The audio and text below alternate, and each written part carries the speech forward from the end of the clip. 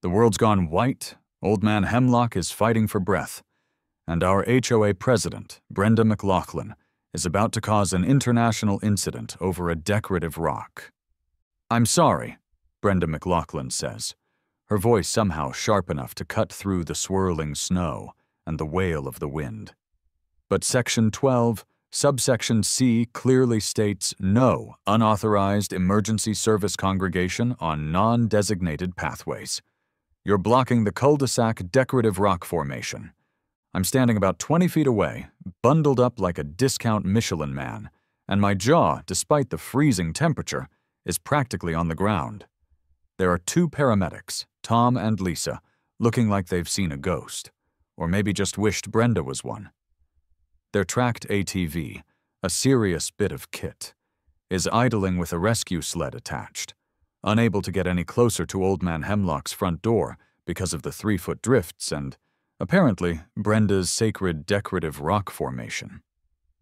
Brenda herself is a vision in pristine, tactical winter gear, the kind that looks like it's only ever seen the inside of an LL Bean catalog, and she's got her trusty clipboard out, somehow protected by a gallon-sized Ziploc bag. Paramedic Tom, a guy who looks like he wrestles bears for a hobby, takes a deep breath. "Ma'am, with all due respect, we have a medical emergency. Mr. Hemlock needs to get to a hospital. This is as close as this unit can get." "Did you file a Winter Access Variance Request Form 3B?" Brenda counters, tapping the Ziploc bag. "It's downloadable from the HOA portal. Or it would be, if the internet wasn't down. Which, by the way, is another issue I'll be taking up with the provider once this inclement weather event has passed." I can see Lisa, the other paramedic, practically vibrating with frustration. "Are you serious right now? People could die." Brenda draws herself up to her full 5'0" "And people could also trip over your improperly parked rescue sled and sue the HOA. Rules are for safety, young lady, the safety of our property values." This is Harmony Springs Estates, my friends, where aesthetic harmony and bylaws trump little things like, oh, breathing. And this is the moment I know, deep in my soul, that the beast is about to have its day. It had started so innocently, just the evening before. "Just a few flakes," I tell Sarah, peering out the kitchen window into the gathering dusk. She's got that look, the one that says she's already 3 steps ahead of me and probably consulting a shaman via her weather app.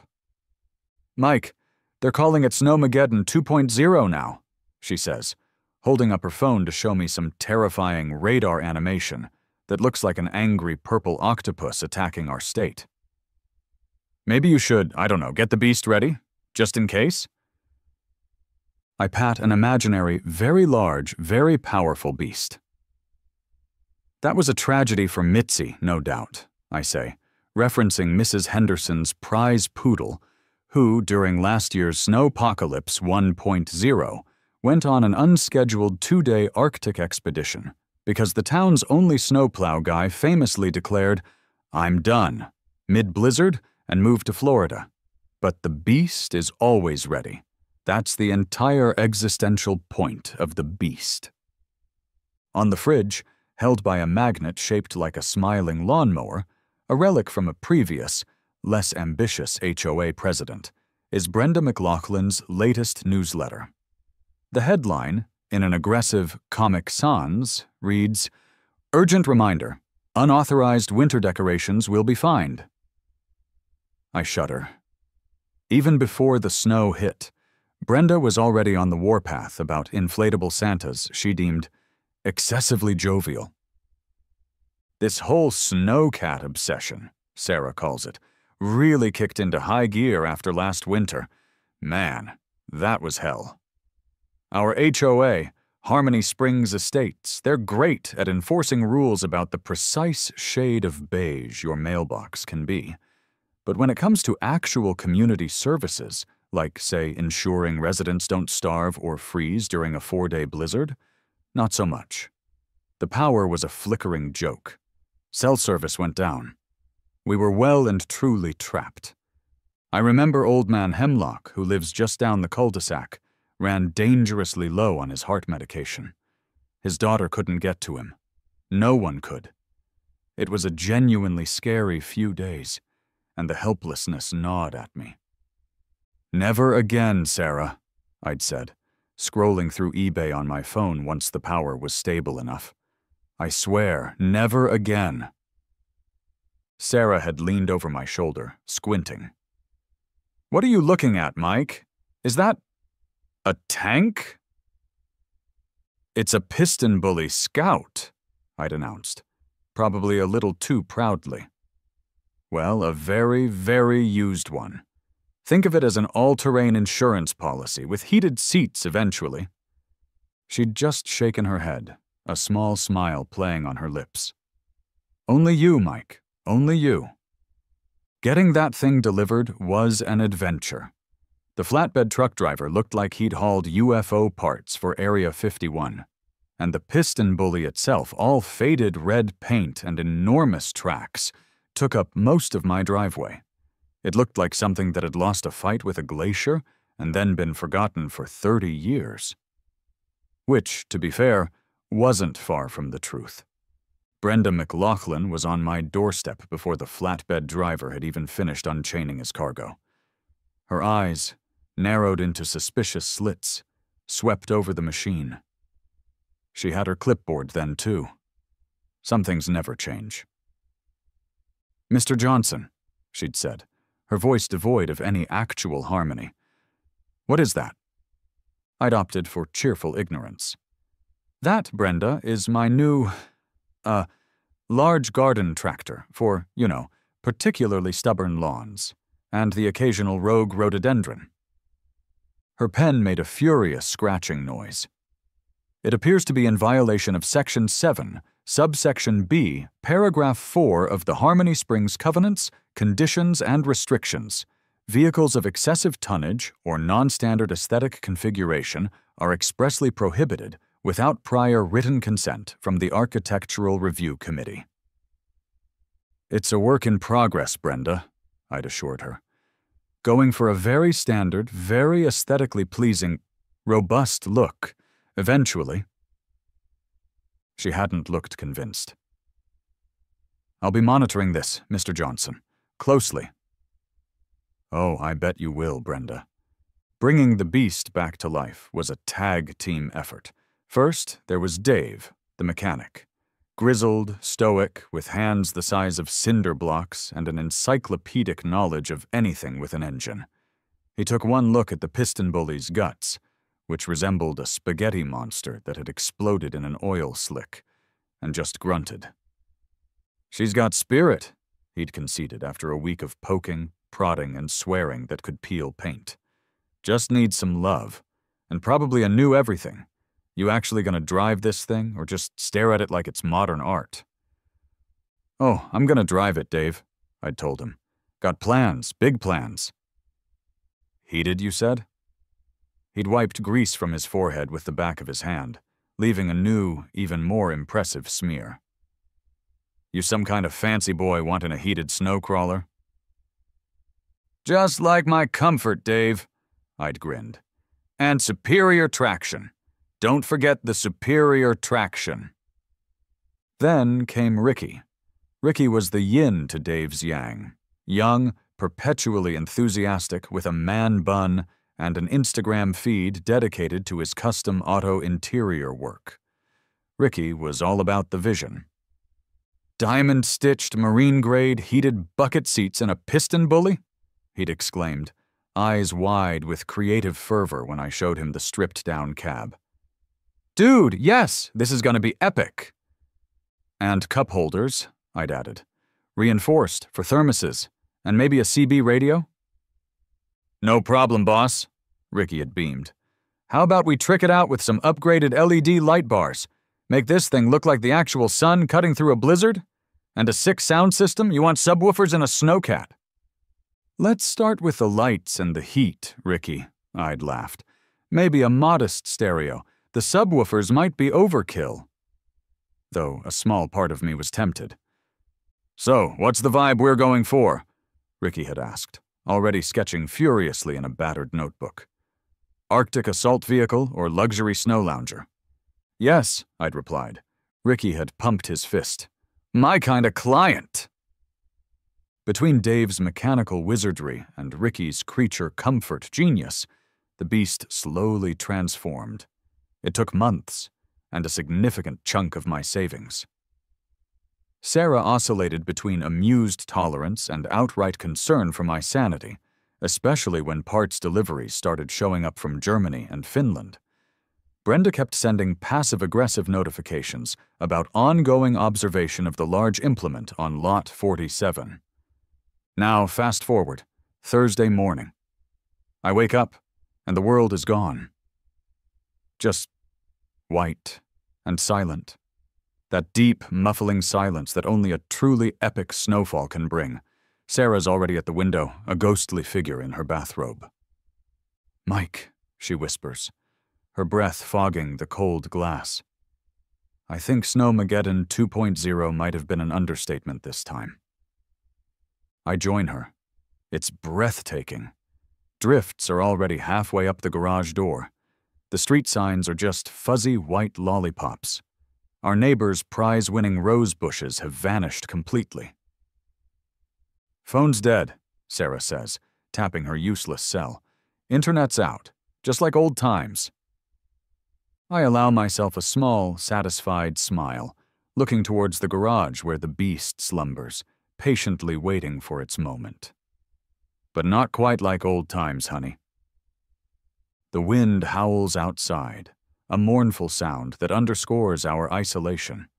But for the first time in a Harmony Springs blizzard, I don't feel that familiar knot of anxiety. I feel ready. We're halfway through a thermos of cocoa, the emergency propane heater purring away, when the banging starts. Frantic, desperate banging on the front door. I open it to find young Timmy Henderson, from 3 houses down, looking like a miniature, terrified snowman. Snow is caked on his eyelashes. His face is bright red from the cold and exertion, and he's shivering uncontrollably. "Mr. Johnson! Mr. Johnson!" he gasps, words tumbling out between chattering teeth. "It's Old Man Hemlock! He can't breathe right. Mom tried 911, but they said no one can get through.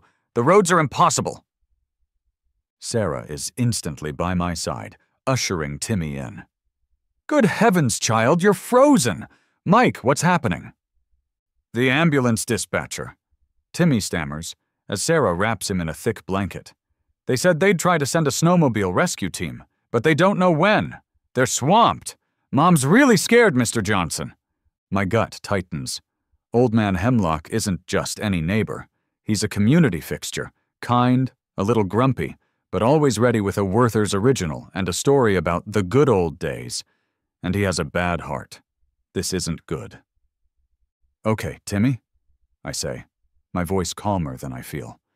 "You stay here with Sarah, get warm. I'll go see what's going on over there." Sarah meets my eyes, her own wide with worry. "Be careful, Mike."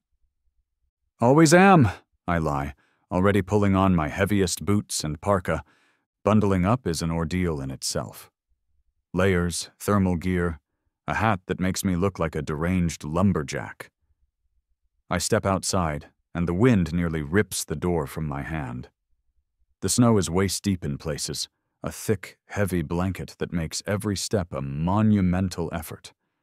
Visibility is maybe 50 feet, the air thick with blowing snow.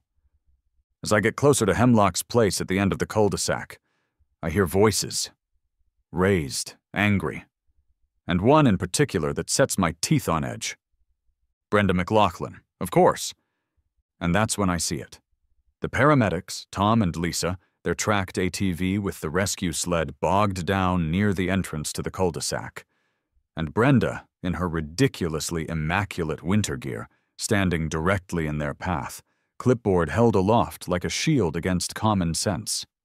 "I'm sorry," Brenda is saying, "and I'm back where this whole mess started for you, but Section 12, Subsection C clearly states no unauthorized emergency service congregation on non-designated pathways. You're blocking the cul-de-sac decorative rock formation. Paramedic Tom, a big guy who looks like he could bench press the ATV, is visibly trying to keep his cool. Ma'am, we have a medical emergency. Mr. Hemlock needs to get to a hospital. This is the closest we can get with this unit. Those drifts by his house are too much for us. Brenda consults her Ziploc-bagged clipboard. Did you file a Winter Access Variance Request Form 3B? It's downloadable from the HOA portal. When it's online, of course, which it currently is not, a failure of infrastructure I intend to address. Lisa, the other paramedic, steps forward. Her face is flushed, a stark contrast to the white landscape. Are you serious right now? An elderly man is struggling to breathe, and you're worried about paperwork and a pile of rocks? Brenda doesn't flinch. And people could also trip over your improperly parked rescue sled and sue the HOA. Rules are for safety, young lady. The safety of our meticulously planned, award-winning landscape design. I'm just standing there, snow collecting on my shoulders, watching this theater of the absurd unfold. Old Man Hemlock is in there, gasping for air. And this woman is waging a one-person war against emergency medical services on behalf of a cluster of aesthetically pleasing boulders. This is it. This is the moment the beast was born for. The very reason for its diesel-guzzling, track-churning existence. Tom tries again, his voice strained. Ma'am, we need to get our patient, now. He makes a move to guide the rescue sled around a particularly large drift. Brenda actually sidesteps, blocking him. Furthermore, that ATV's treads are not compliant with the Gentle Terrain Preservation Act of Harmony Springs. The damage to the underlying periwinkle beds in spring will be substantial. It's a rescue vehicle, Tom almost shouts, his composure cracking. It's designed for snow. There is no periwinkle visible. Perhaps, Brenda concedes, with the air of a queen granting a minor, inconsequential point to a serf. But has it been approved by the Harmony Springs Architectural Review and Environmental Impact Committee? I think not. We have procedures for a reason, young man, to prevent chaos, to maintain order. This isn't order, lady, Lisa snaps. This is insanity. I will not be spoken to in that tone, Brenda retorts, puffing out her chest. I am the president of this homeowners association, and I demand respect for our community guidelines. Neighbors are starting to appear at their windows, drawn by the commotion. I see Mrs. Gable peeking through her blinds, a hand over her mouth. Mr. Chen across the street looks like he wants to say something, but then shakes his head and retreats. Fear of Brenda runs deep in Harmony Springs. Oh, you have got to be kidding me, I mutter, the words snatched away by the wind. This isn't just obstruction. This is a new level of petty tyranny. My mind is made up. I don't say a word to Brenda or the paramedics. I just turn around and start the arduous trek back to my house, a grim sort of smile playing on my lips. It's time to unleash the beast. Sarah sees the look on my face the second I stomp back into the house, shedding snow like a wet dog. Mike, what's that look? She asks, her voice tight with concern. Is Mr. Hemlock? He's alive, I cut in, already heading for the garage door. But he won't be for long if Brenda Queen of Bylaws McLaughlin has her way. It's beast o'clock, honey. I manage a grin. Fire up the auxiliary heater in the cab, would you? The one Ricky installed? And maybe grab that extra thermos of strong coffee. It's gonna be a show. She doesn't question me further. Just nods, a spark of understanding, and maybe a little excited anticipation in her eyes. Got it. You be the hero, I'll handle logistics. The next 3 minutes are a symphony of focused activity. The garage is cold, but the air inside the beast's future cab is already starting to warm, thanks to Sarah and Ricky's foresight with that independent heater. I climb into the familiar, surprisingly comfortable diamond-stitched seat. The dashboard glows to life as I flick the master switch. Fuel levels, good. Battery, strong. Hydraulics, pressurized. I go through the pre-start checklist Dave drilled into me. This isn't a car you just hop into and turn the key. This is a serious machine, and it demands respect. A final check, then I hit the starter. The big diesel engine groans, shudders, then catches with a deep, satisfying roar that vibrates through the floor and up my spine. Even muffled by the garage walls, it's a sound of pure, unadulterated power. I let it warm for a precious 60 seconds, the anticipation building.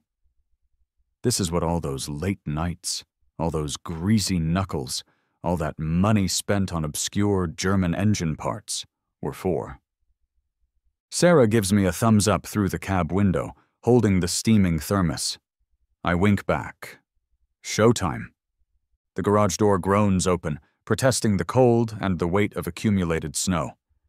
I ease the beast forward, tracks biting into the thin layer of snow on the concrete floor. Then, we're out. The effect is immediate. The cul-de-sac, already a scene of high drama, freezes. Brenda is mid-rant, her back to my approaching behemoth. Paramedic Tom has his head in his hands. Lisa is pacing in a small, furious circle. And if you consult the winter addendum to the Harmony Springs Community Handbook, Section 4, Paragraph 2, Brenda is pontificating, voice shrill. You'll find that emergency vehicle lighting must be a solid amber, not a flashing white, unless a prior waiver has been filed with the board and approved by no less than a 2/3 majority, which I can assure you has not. Her voice trails off. She must feel the vibrations through the packed snow, or perhaps the low, guttural thrum of the beast's engine finally penetrates her wall of self-importance. Slowly, almost comically, she turns. Her eyes, already wide with indignation, stretch even wider, first with disbelief, then with something that might be fear, quickly masked by outrage. I've maneuvered the beast with surprising quietness for its size, its wide tracks distributing its weight perfectly over the deep snow. I bring it to a halt directly behind the paramedic's much smaller, now rather pathetic-looking ATV. The beast's upgraded LED light bars, which Ricky promised would make it look like the sun, cut through the swirling blizzard, illuminating the scene like a Hollywood movie set. I resist the urge to flick on the external speakers and blast something suitably epic. No, the engines purr, and the sheer, unbelievable presence of a fully operational, cab-heated, track-laying Snowcat in the middle of their suburban cul-de-sac is statement enough. I hop out. The heated cab is a wonderful invention. Stepping into the biting wind is a shock. I walk calmly towards the stunned paramedics and the sputtering HOA president. Paramedic Tom and Lisa are staring, first at me, then at the beast, then back at me, as if trying to reconcile the three images in their snow-addled brains. Brenda, on the other hand, has found her voice again, though it's a few octaves higher than usual. "Morning," I say, keeping my voice level, addressing the paramedics but keenly aware of Brenda's crimson face. "Looks like you're having a bit of trouble. Need a lift for your patient?" I nod towards the beast. "Cab's heated. Got cup holders. Diamond stitching, if you're into that sort of thing." Tom swallows. Is that a Snowcat?" he finally manages, his gaze fixed on the massive machine looming behind me. "Custom?" I confirm with a slight smile. "She's warm, she's comfy, and I can personally guarantee she doesn't give a single damn about decorative rock formations. Mr. Hemlock can ride in the heated passenger seat. It's practically a throne. Or, if he needs to lie flat, we can secure your sled to the back deck. Plenty of room, plenty of power." Brenda recovers enough to launch an offensive. "Mr. Johnson, this monstrosity," she sputters, jabbing a mittened finger towards the beast. "It's an unregistered, unapproved..." Land ship? It's a blight. It's definitely violating at least 17 HOA bylaws, probably more once I consult the vehicle codicil. I turned to her, my smile becoming a little less sweet, a little more pointed. Brenda, with all due respect, and I use that term loosely right now, bylaws don't have a pulse. Mr. Hemlock does, and our primary concern at this exact moment is to keep it that way. Now, I turn back to Tom and Lisa. What's it gonna be, folks? Time's wasting. Lisa doesn't hesitate. The heated cab. Definitely the heated cab, if he's stable enough to sit. Tom? Tom nods, a look of profound relief washing over his face. Let's do it. Anything to get him out of this weather and away from this. He jerks his head vaguely in Brenda's direction. Excellent choice, I say. Getting Mr. Hemlock from his house to the beast is a team effort.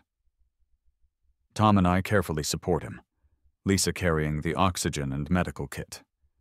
He's wheezing badly, his face pale, but his eyes are surprisingly bright as he takes in the sight of my Snowcat.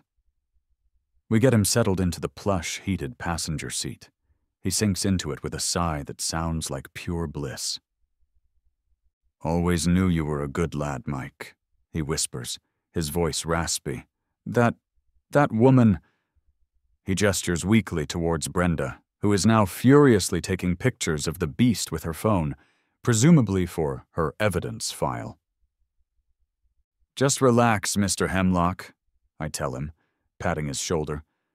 We'll get you sorted. How's that seat heater treating you? Heaven, son, he breathes. Pure, unadulterated heaven. Brenda is shouting something about flagrant disregard for established protocols and unmitigated vehicular anarchy. But the beast's idling engine, a deep, confident rumble, mostly drowns out her screeching. It's a beautiful sound. Just as I'm climbing into the driver's seat, a new player enters the arena. A police SUV, chains clanking, serious snow tires churning, makes its way with impressive slowness down the street. Deputy Miller, a young, no-nonsense cop I've seen around, steps out, his expression grim as he takes in the scene. The paramedics, the fuming HOA president, and the very large, very out-of-place Snowcat. Brenda practically launches herself at him, or as much as one can launch in 3 feet of snow while wearing gear clearly designed for après-ski lounging, rather than actual Arctic conditions. "Officer, thank goodness you're here!" she exclaims, her voice a quavering beacon of civic outrage. "This man, Mr. Johnson, is operating an illegal, oversized track-laying thing. He's endangering the community. He's violated numerous HOA covenants, not to mention probable municipal codes. Arrest him immediately." Deputy Miller, to his credit, doesn't even blink. He surveys the scene. Brenda radiating fury. The paramedics looking relieved but weary. Old man Hemlock, clearly unwell but surprisingly cozy in the beast's cab. And me, leaning casually against my magnificent machine. "Ma'am," he says, his voice calm and authoritative, cutting through Brenda's tirade. "What exactly is the situation here?" Paramedic Tom steps forward, a professional weariness in his voice. "Officer, we had a critical patient, Mr. Hemlock. Our specialized ATV was insufficient for the snow depth in this specific cul-de-sac. This lady here," he gestures politely towards Brenda, who bristles, "was preventing us from utilizing our manual rescue sled, citing various HOA regulations. Mr. Johnson," he nods at me, "arrived with this vehicle and is providing essential patient transport." Miller's gaze shifts to me, then to the beast, then back to me. One eyebrow quirks up. "Sir, is this vehicle, street legal?" I offer a friendly smile. "Not usually, officer. Not in the traditional sense. But in these conditions, with a man's life on the line, I'd argue it's life legal. We're taking Mr. Hemlock to meet the main ambulance at the highway junction. They can't get any closer than that due to the unplowed secondary roads. Brenda can't contain herself. He's admitting it's illegal. He's admitting it. Cite him. Impound that snow tank. Miller holds up a hand, silencing her mid-squawk, a feat I wouldn't have thought possible. He looks back at me. You got emergency lights on that thing? Full set, officer, I confirm. LEDs, high beams, floodlights, and a heater that'll melt your boots right off your feet.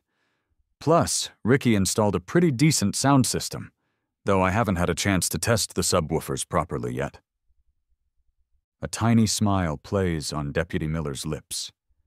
It's there and gone in a flash, but I see it. All right, Mr. Johnson, you lead the way. We'll provide an escort as far as we can. Get your patient to that ambulance. Then he turns to Brenda, his voice dropping any hint of amusement. And ma'am, perhaps your energies would be better spent coordinating neighborhood welfare checks or organizing a community hot cocoa stand, instead of obstructing emergency medical services. Just a thought. Brenda's face, already a fascinating shade of purple, seems to crumple. Her mouth opens and closes a few times, but no sound comes out. Checkmate. And just like that, I'm leading a mini convoy. The beast, with its precious, warmly ensconced cargo, churns steadily through the deep snow. Deputy Miller's police SUV following respectfully in the wide, compressed track I'm leaving. It's slow going, but the beast handles the drifts like they're minor inconveniences. At one point, there's a particularly deep section where the wind has piled snow almost 5 feet high across the road. I drop the beast into low gear, engage the differential locks Dave insisted were non-negotiable for serious business, and we push through it like a miniature, very determined icebreaker, actually clearing a bit of a path for Miller's SUV in the process. I catch Miller's eye in my side mirror. He gives a slow, appreciative nod. We reach the highway junction, where the flashing lights of the main ambulance are a welcome sight against the gray, snowy landscape. The transfer of Mr. Hemlock is quick and professional. He's still weak, but he manages a firmer thumbs up this time as they wheel him into the ambulance. Paramedic Lisa comes over as they're closing the ambulance doors. You're a lifesaver, Mr. Johnson. Seriously. That heated cab? Absolute genius. We were freezing out there before you showed up. Tom claps me on the shoulder. If you ever want a side gig, just kidding. Mostly. But seriously, man, thank you. You probably saved his life. And our sanity. Watching the ambulance pull away, lights flashing as it merges onto the miraculously plowed highway. A wave of profound satisfaction washes over me. This is why I built the beast. The drive back to Harmony Springs is almost leisurely. The storm is finally starting to abate, the wind dying down, the snowfall easing to fat, lazy flakes. I take my time. I even use the beast's front blade, another of Dave's might as well while we're at it additions, to clear the ends of a few neighbors' driveways, just enough so they could get a car out if they absolutely had to, once the plows eventually deign to visit our humble enclave. The waves and grateful shouts I get are a nice bonus. As I turn back into my cul-de-sac, I see Brenda McLaughlin watching from her perfectly maintained, probably heated from the inside, front window. Her curtains twitch. I give a cheerful, neighborly wave. The curtains snap shut. Oh, the sweet, sweet taste of silent victory. I repark the beast in the garage, the scent of warm diesel and accomplishment filling the air. My phone, once I dig out the generator and get some juice into it, starts blowing up. Texts from neighbors, once the spotty cell service flickers back to life. Mike, you absolute legend. Heard about Mr. Hemlock. Thank you for what you did. Is it true your Snowcat has heated seats? Asking for a friend, who is me? And my personal favorite, can the beast deliver pizza? Domino says they're not even attempting our street. Sarah comes into the kitchen where I'm mainlining coffee, a huge grin on her face. She's been fielding calls on the landline, which, by some miracle, started working again. "Well, Mr. Neighborhood Hero," she says, planting a kiss on my cheek. "Guess the beast wasn't such a crazy, expensive garage-hogging idea after all, was it?" She's practically beaming. "It has its moments," I reply, trying for modesty and failing spectacularly. I'm pretty sure my own grin is threatening to split my face. The story, as these things do in small communities, spreads like wildfire. Apparently, paramedic Lisa is quite the storyteller, and Deputy Miller, when asked by his dispatcher about the unusual civilian assist, had described the beast in terms that made it sound like something out of a Mad Max movie, only significantly more comfortable. There's even a blurry photo circulating on the Harmony Springs unofficial Facebook page, the one Brenda isn't an admin of, showing the beast, lights blazing, with Brenda looking like a stunned garden gnome in the foreground. The caption reads, "Our hero Mike and the Beast saving the day. Feat, HOA president discovering things not in the bylaws." The comment section is a thing of beauty. The next official HOA meeting, a week later once the thaw is well underway, is memorable. Brenda, looking slightly less composed than usual, tries to bring up Agenda Item 7B. Review of unauthorized vehicle usage during a declared snow emergency and discussion of potential covenant violations and subsequent fines. Before she can even get to the subsequent fines part, which I know is her favorite bit, Old Man Hemlock, looking remarkably spry and accompanied by his very grateful daughter, stands up. He leans heavily on his cane, but his voice is surprisingly strong. "Brenda," he begins, his gaze sweeping around the crowded community center room before settling pointedly on her. "I've lived in Harmony Springs for 40 years. I've seen a lot of presidents come and go. I've seen a lot of bylaws, too. Most of them sensible. Some less so." A ripple of knowing laughter goes through the room. "Last week," he continues, his voice growing a little emotional, "I wasn't sure I was going to see another spring. The snow came down, my old ticker acted up, and things looked grim. The paramedics, brave folk they are, were stuck. Stuck because of drifts, yes, but also stuck because you, Brenda, seemed to think the placement of a decorative rock was more important than a man's life." The room is dead silent now, save for Brenda's faint, choked gasp. "And then Mike Johnson," Hemlock gestures towards me, and I suddenly find the pattern of the cheap linoleum floor incredibly fascinating. Mike, with that magnificent machine of his, did what needed to be done. He didn't check a bylaw. He didn't worry about aesthetic harmony. He saved my life. He acted like a neighbor, like a human being. A spontaneous round of applause erupts. It's loud, it's sustained. Brenda's face is a mixture of puce and ash. Neighbor Marjorie Gable stands up. "Brenda, if it wasn't for Mike, Mr. Hemlock might not be here tonight. We all saw it."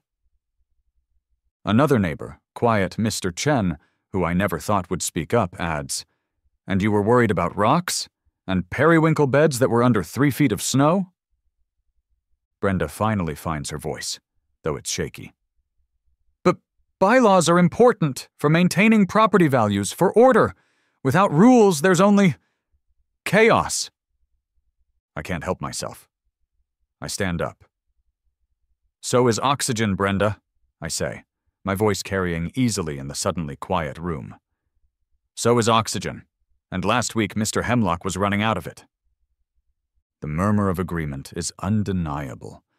Brenda McLaughlin visibly wilts. She doesn't get voted out that night. There are procedures for that, ironically. But her reign of terror is effectively over. No one takes her seriously anymore. Her clipboard seems to have lost its power. The legend of Mike and the Beast is officially Harmony Springs folklore.